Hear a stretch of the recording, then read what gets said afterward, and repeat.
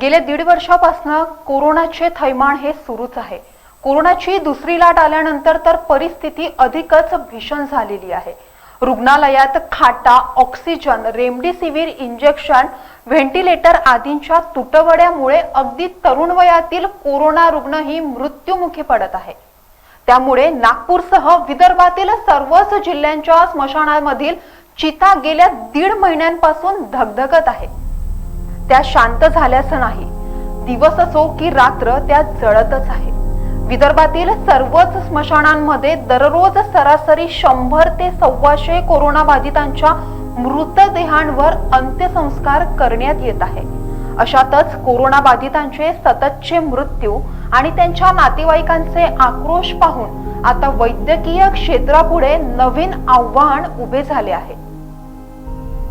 सततचे मृत्यू आणि कोरोना बाधितांच्या नातेवाईकांचा आक्रोश पाहून विदर्भातील बहुतांश डॉक्टर्स, नर्सेस आणि वॉर्ड बॉय, पॅरामेडिकल स्टाफ आणि पार्थिव दहनघाटांपर्यंत वाहून नेणाऱ्या कर्मचारी या मोठ्या प्रमाणात मानसिक अपघातातून जात आहेत। यापैकी अनेकांची मानसिक स्थिती हे सततचे मृत्यू आणि आक्रोश पाहून सध्या बिघडत चाललेली आहे। आणि नागपुरातील अजुनी भागात असलेल्या सफल हॉस्पिटलच्या संचालक डॉक्टर शिल्पी सूद आणि त्यांच्या रुग्णालयात परिचारिका सांगतात की सततचा आक्रोश पाहून आमच्याही भावना अनावर होत आहे, पण खचून चालणार नाही हे आम्हाला माहिती सुद्धा आहे। वैद्यकीय क्षेत्र खचले तर संपूर्ण यंत्रणाच कोलमडून जाईल। त्यामुळे डोळ्यातील अश्रूंना काही वेळ वाट मोकळी करून देत आम्ही नंतर पापण्या पुसतो आणि इतर रुग्णांचे प्राण वाचवण्यासाठी कामाला लागतो। डॉक्टर होने के नाते हमारा पहला कर्तव्य है कि मरीज की सेवा करना, पर आज सेवा करते करते अधिकांश मरीज को हम डिटोरिएट होते हुए देख रहे हैं कोविड की स्थिति में। ऐसा क्यों हो रहा है? क्योंकि बहुत सारे पेशेंट लेट एडमिट हो रहे हैं हॉस्पिटल में, उनका ऑक्सीजन लेवल बहुत कम है, उनको ऑक्सीजन नहीं मिल पा रहा टाइम से, उनको रेमडेसिविर नहीं मिल पा रहा टाइम से। ऐसी स्थिति में डॉक्टर पूरी कोशिश करे कि उन्हें अच्छी से अच्छी सेवा मिले, उन्हें बाईपैप मशीन मिले, उनको ज़्यादा से ज़्यादा ऑक्सीजन और वेंटिलेटर की ज़रूरत में हो तो वो भी मिले, लेकिन वो सब नहीं मिलने या लेट एडमिट होने या ज़्यादा बीमारी की मात्रा होने के कारण बहुत से पेशेंट तभी के तभी सकम हो जा रहे हैं या उनकी मृत्यु हो रही है। हॉस्पिटल में अधिक से अधिक ऐसे पेशेंट आने से हमारा फ़र्ज़ है उनकी सेवा करना, लेकिन हम नहीं कर पा रहे। ये सही हो रहा है अक्सर, और ऐसे में मरीज़ नहीं बच पा रहा है। ये देख के हमारे स्टाफ और डॉक्टर बहुत हताश हो रहे हैं, लेकिन लगातार उनकी सेवा करते रहना और परिस्थिति से जूझना हमारा कर्तव्य है।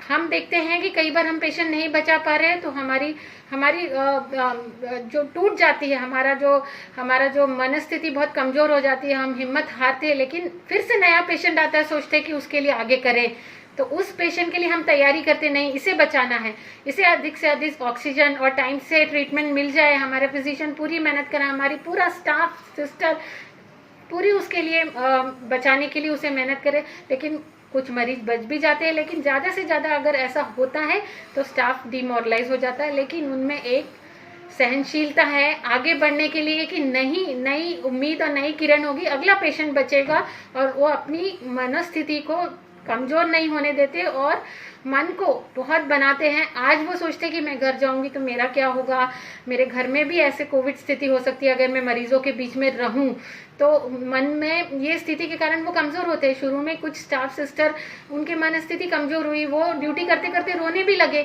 कि मेरे से ड्यूटी हो पाएगी कि नहीं, मरीज़ को मैं बचा पाऊंगी कि नहीं, या वो इन्फेक्शन मुझे हो जाए तो मैं क्या करूँगी।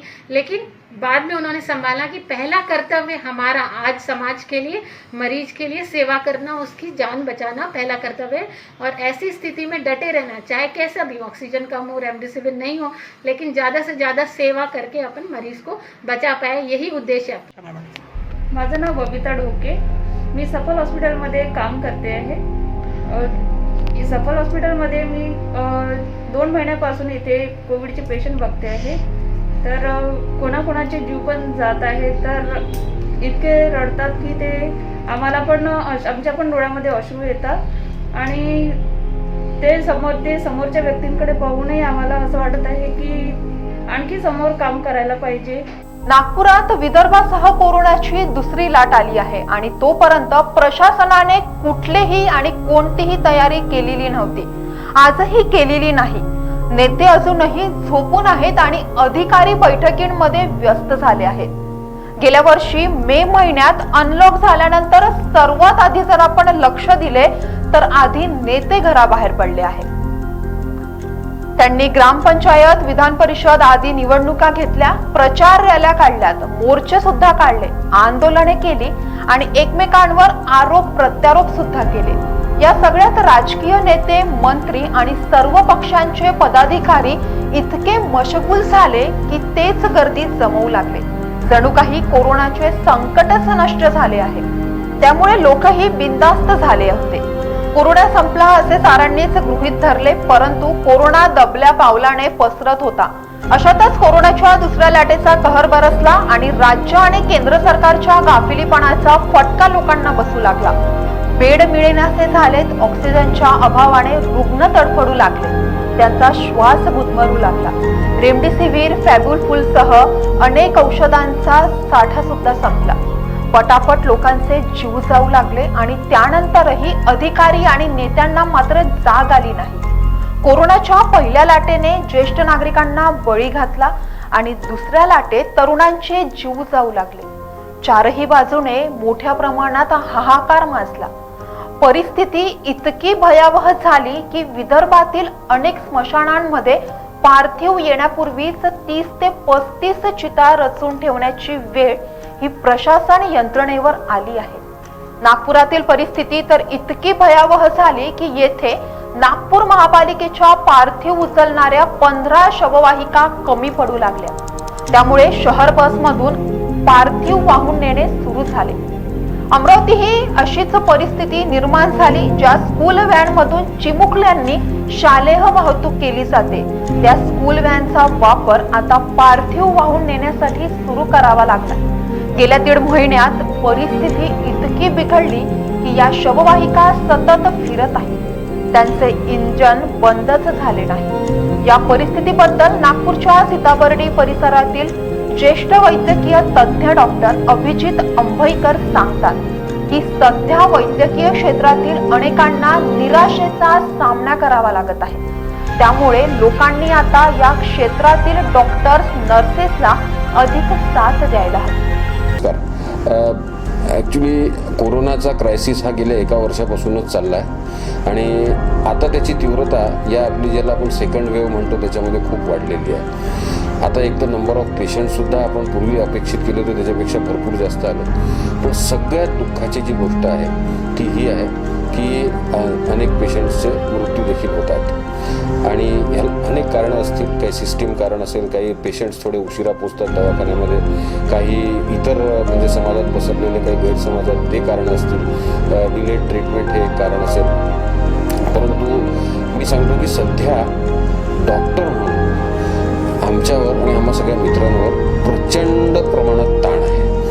म्हणजे तो ताण इतका आहे की कसं आहे की बघा, एक डॉक्टर हा देखील एक व्यक्ती म्हणून असतो, एक मनुष्य म्हणून असतो आणि त्याला सुद्धा नातेवाईक असतात, त्याला सुद्धा फॅमिली असते, त्याच्या फॅमिलीमध्ये सुद्धा अनेक कोणतरी आजारी असू शकतो, कोणी मित्र असू शकतो, कोणी हे असू शकतात आणि या सगळ्या ह्याच्यातनं शिवाय पेशंटचं दुःख म्हणजे सध्या ताण इतका आहे की मी तुम्हाला एक उदाहरण म्हणून सांगू शकतो की सकाळी 7 वाजता माझा फोन जे खणखणायला सुरुवात होते ते रात्री 12 वाजेपर्यंत माझा फोन खणखणत असतो। त्यानंतर म्हणजे खणखणत असेल एखाद वेळेला पण मला झोप लागते, त्याच्यामुळे मला सांगता येत नाही। परंतु सांगायचा मुद्दा हा की अतिशय जास्ती ताण आहे डॉक्टरांवर। त्यामुळे म्हणजे हे जे काय मृत्यू, शेवटी कोणताही मृत्यू हा दुःखदायकच असतो आणि हा जो ताण आहे ह्या ताणातनं काम करत राहणं, कारण हे काय कर्तव्य भावना आहे शेवटी की मला काम करतच राहायचं आहे। एक स्वतःच्या बाबतीत म्हणून मी उदाहरण म्हणून सांगतो की गेल्या 1 वर्षामध्ये मी एकही दिवस सुट्टी घेतलेली नाही, अगदी रविवारी देखील काम केलेलं आहे। पण अर्थात हे मी काही कौतुक म्हणून सांगत नाही आहे, पण ती सध्याची नीड ऑफ द अवर आहे। कारण आता जर मी किंवा माझ्यासारख्या लोकांनी जर काम केलं नाही तर काय होणार हा प्रश्न आहे। माझ्यासारखे म्हणजे अनेक पॅरामेडिक्स, फक्त ही डॉक्टरांचीच ही गोष्ट नाही आहे, इतर पॅरामेडिक्स देखील दिवस रात्र हे करतात। म्हणजे मी रिसेंटली नागपुरातले एक सिनियर फिजिशियन आहे, त्यांनी हितवादमध्ये एक आर्टिकल लिहिलं होतं. त्या आर्टिकलमध्ये त्यांनी स्पष्ट, ते माझ्यापेक्षा म्हणजे वयाने मोठ्या प्रॅक्टिसमध्ये सिनियर आहेत, की गेल्या 50 वर्षात मी जेवढं काम केलं नाही तेवढं काम मी आत्ता करतो आहे. तर त्याच्यामुळे हा जो ताण आहे, हा ताण सहन करून तो किती दिवस अजून सहन करावा लागणार आहे आपल्याला काहीच माहीत नाही, कारण अजून तरी एंड दिसत नाही आहे. सगळ्यांचं वॅक्सिनेशन होईल, हे होईल, एक ना एक दिवस हे जाणार आहे, हा आपण नक्की मात करू, हा विश्वास आहे. पण तोपर्यंत स्वतःचं मानसिक आणि सगळं म्हणजे ज्याला आपण म्हणतो की ती जी भावना आहे ती जपून आणि हे करणं हे खरंच खूप कठीण जात आहे. पण आम्ही त्याच्यात नक्कीच यशस्वी होऊ. सगळ्या लोकांनी फक्त आम्हाला म्हणजे मेडिकल फ्रॅटर्निटीला थोडा मॉरल सपोर्ट द्यावा, एवढंच आमचं म्हणणं आहे. धन्यवाद.